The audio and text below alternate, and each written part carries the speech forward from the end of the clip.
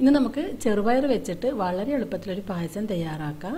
കുക്കറിലാണ് നമ്മൾ ഈ ഒരു പായസം തയ്യാറാക്കുന്നത്. അതുപോലെ തേങ്ങാപ്പാലൊന്നും ചേർക്കാതെ വളരെ പെട്ടെന്ന് തയ്യാറാക്കാൻ പറ്റിയിട്ടുള്ള ഒരു പായസമാണിത്. എന്നാലും നല്ല ടേസ്റ്റി ആയിട്ടുള്ള ഒരു പായസം തന്നെയാണ്. അപ്പോൾ നമുക്ക് ഈ ഒരു പായസം എങ്ങനെയാണ് തയ്യാറാക്കുന്നത് നോക്കാം. ആദ്യം കുക്കർ എടുത്തിട്ട് നമുക്കിതിലേക്ക് ഒരു 1/2 കപ്പ് ചെറുപയർ ഇട്ട് കൊടുക്കാം. ഇനി ഒരു മീഡിയം ഫ്ലെയിമിൽ വെച്ചിട്ട് ഈ ഒരു ചെറുപയർ ഒന്ന് വറുത്തെടുക്കണം. ഈ ഒരു ചെറുപയർ ഒരുപാട് അങ്ങ് വറുക്കൊന്നും വേണ്ട, കളർ മാറി വരേണ്ട ആവശ്യമൊന്നുമില്ല. ചെറുപയർ ഒന്ന് ചൂടായി വരുന്ന സമയത്ത് ഈ ഒരു ചെറുപയറിൻ്റെ നല്ലൊരു വറുത്ത മണം വരും. ആ സമയത്ത് നമുക്കിതിലേക്ക് വെള്ളം ഒഴിച്ചു കൊടുക്കാം. നമുക്കിതിലേക്ക് 2 കപ്പ് വെള്ളമാണ് ഒഴിക്കേണ്ടത്. വെള്ളം ഒഴിക്കുന്നതിന് മുമ്പ് ലോ ഫ്ലെയിമിലാക്കി വെച്ചിട്ട് വേണം വെള്ളം ഒഴിക്കാൻ വേണ്ടിയിട്ട്. അപ്പോൾ നമ്മുടെ ചെറുപയർ ഞാനിവിടെ വറുത്തെടുത്തിട്ടുണ്ട്. ഇനി നമുക്കിതിലേക്ക് വെള്ളം ഒഴിച്ചു കൊടുക്കാം. അപ്പം 2 കപ്പ് വെള്ളം ഒഴിച്ചിട്ട് നമുക്കിതിനെ അടച്ച് വെച്ച് ഒരു 5 വിസിൽ വരുന്നത് വരെ വേവിച്ചെടുക്കണം. ഒരു മീഡിയം ഫ്ലെയിമിൽ വെച്ചിട്ട് വേവിച്ചെടുത്താൽ മതി. ലോ ഫ്ലെയിമിലൊന്നും ആക്കണ്ട. ഒരു മീഡിയം ഫ്ലെയിമിൽ വെച്ചിട്ട് തന്നെ നമുക്ക് ഈ ഒരു ചെറുപയർ വേവിച്ചെടുക്കാം. ഈ ഒരു ചെറുപയർ വെന്ത് വരുമ്പോഴത്തേക്കും നമുക്ക് ശർക്കര ഒന്ന് ഉരുക്കിയെടുക്കാം. ഞാനിവിടെ 300 ഗ്രാം ശർക്കരയാണ് എടുത്തിട്ടുള്ളത്. ഇതിലേക്ക് നമുക്ക് 1/4 കപ്പ് വെള്ളം ഒഴിച്ചിട്ട് ഈ ഒരു ശർക്കര ഒന്ന് ഉരുക്കിയെടുക്കാം. ഇപ്പം ഞാനിവിടെ ശർക്കര നന്നായി ഉരുക്കിയെടുത്തിട്ടുണ്ട്. അതേസമയം നമ്മുടെ ചെറുപയർ നന്നായിട്ട് വെന്ത് വന്നിട്ടുണ്ട്. 5 വിസിൽ വന്നപ്പോൾ ഞാൻ കുക്കർ ഓഫാക്കിയിട്ടുണ്ട്. ഇനി നമുക്ക് ഇത് തുറന്ന് നോക്കാം. അപ്പോൾ ഇതിൻ്റെ പ്രഷർ മുഴുവനും കളഞ്ഞിട്ട് നമുക്ക് ഈ ഒരു കുക്കർ തുറന്ന് നോക്കാം. ഇപ്പം നമ്മുടെ ചെറുപയർ വെള്ളമെല്ലാം വറ്റി നന്നായിട്ട് വെന്ത് വന്നിട്ടുണ്ട്. ഈ ഒരു രീതിയിൽ വേണം നമ്മൾ ചെറുപയർ വേവിച്ചെടുക്കാൻ വേണ്ടിയിട്ട്. ഞാനിപ്പോൾ ഇവിടെ ഒരു മീഡിയം ഫ്ലെയിമിൽ 5 വിസിൽ വരുന്നത് വരെയാണ് ഈ ഒരു ചെറുപയർ വേവിച്ചെടുത്തിട്ടുള്ളത്. അപ്പം ചെറുപയർ നന്നായിട്ട് വെന്ത് വെള്ളം വറ്റിയിട്ടുണ്ട്. അപ്പം ചില കുക്കറിൽ സമയത്തിൽ മാറ്റം ഉണ്ടാകും.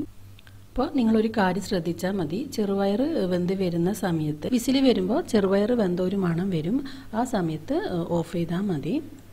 നമ്മുടെ ചെറുപയർ നന്നായിട്ട് വെന്തിട്ടുണ്ട്. ഇനി നമുക്ക് നമ്മൾ നേരത്തെ ഉരുക്കി വെച്ച ശർക്കരപ്പാനി ഇതിലേക്ക് ഒഴിച്ചു കൊടുക്കാം. ഒഴിച്ചു കൊടുക്കുമ്പം ഒരു അരിപ്പ വെച്ചിട്ട് വേണം ഒഴിച്ചു കൊടുക്കാൻ വേണ്ടിയിട്ട്. അപ്പോൾ നമ്മുടെ ശർക്കരപ്പാനി ഇതിലേക്ക് ഒഴിച്ചിട്ടുണ്ട്. ഇനി നമുക്ക് നന്നായിട്ട് മിക്സ് ചെയ്ത് ഇത് നന്നായിട്ടൊന്ന് വറ്റിച്ചെടുക്കാം. ചെറുപയറിൽ ഒട്ടും തന്നെ വെള്ളം ഇല്ലാത്തത് കൊണ്ട് ഇത് പെട്ടെന്ന് വറ്റി വരും. അപ്പോൾ നമ്മുടെ ശർക്കരപ്പാനിയിൽ ചെറുപയർ നന്നായിട്ട് വറ്റിച്ചെടുത്തിട്ടുണ്ട്. ശർക്കരപ്പാനി നന്നായി വറ്റി വന്നിട്ടുണ്ട്.